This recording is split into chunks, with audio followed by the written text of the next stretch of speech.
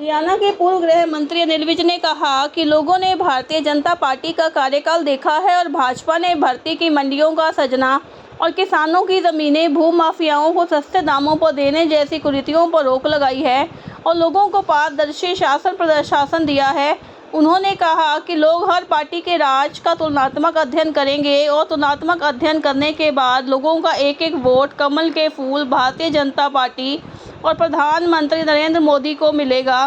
दीपेंद्र हुड्डा द्वारा हरियाणा मांगे हिसाब कार्यक्रम को निकाले जाने के संबंध में पूछे गए सवाल के जवाब में उन्होंने कहा कि विपक्ष का हक है कि वो अपनी बात कहें, लोगों का भी हक है वो सारी राजनीतिक पार्टियों की कारगुजारी देखें।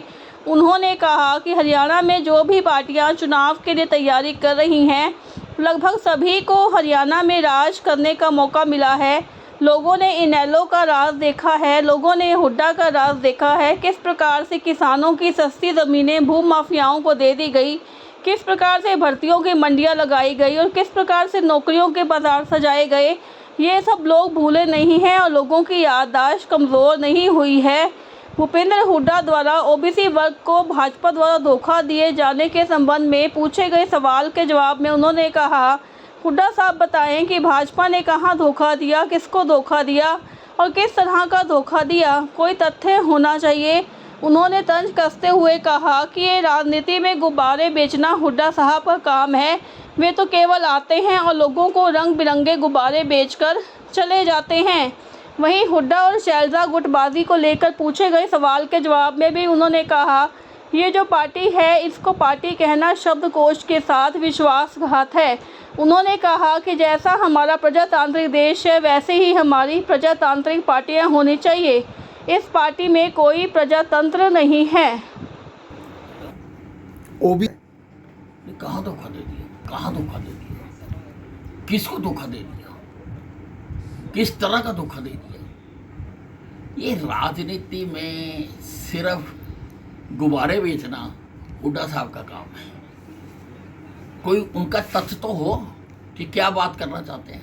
आते हैं गुब्बारे बेचते हैं, चले जाते हैं रंग बिरंगे गुब्बारे लोगों को दिखा के। वही हरियाणा मांगे हक है, विपक्ष का हक है कि वो अपनी बात कहे। लोगों का भी हक है कि वो सारी राजनीतिक पार्टियों की कारगुजारी को देखे।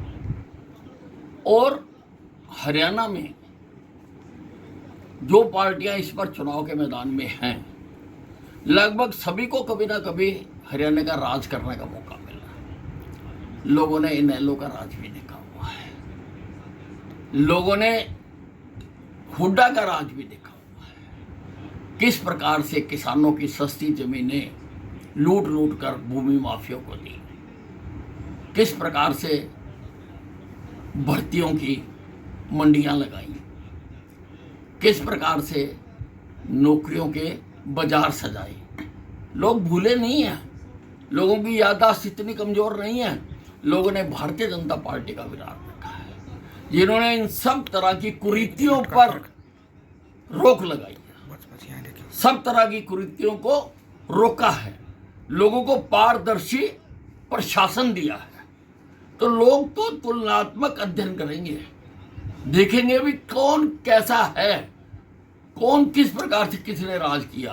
तुलनात्मक अध्ययन करेंगे और जब तुलनात्मक अध्ययन करके वोट देंगे तो एक एक वोट कमल के फूल की होगी, भारतीय जनता पार्टी की होगी, नरेंद्र मोदी की होगी। देखिए ये जो पार्टी है इसको पार्टी कहना शब्दकोश के साथ विश्वासघात है। पार्टी प्रजातांत्रिक पार्टी जैसा हमारा देश है, प्रजातांत्रिक पार्टियां होनी चाहिए। इस पार्टी के अंदर कोई प्रजातंत्र नहीं है। ये तो कुछ धड़े इकट्ठे होकर सरकार को हासिल करने के लिए और बाद में लूटने के लिए ये एक जिस प्रकार से कुछ एंटी सोशल एलिमेंट्स लूट करने के लिए डिफरेंट ग्रुप्स भी आपस में मिल जाते हैं, उसी प्रकार से ये कई तरह के ग्रुप हैं, कई नाम के ग्रुप हैं, ये इकट्ठे होकर सरकार को लूटना चाहते हैं। देखिए, हमारी सरकार थी और उसमें 4 साल तक लगभग जेजेपी साझेदार रही है। तो जो हमने काम किए हैं, क्या जेजेपी की अलग सरकार थी कोई? जेजेपी कोई अलग काम कर लेते थे? बिना कैबिनेट की और बिना मुख्यमंत्री की अप्रूवल के जेजेपी कुछ कर पाती थी?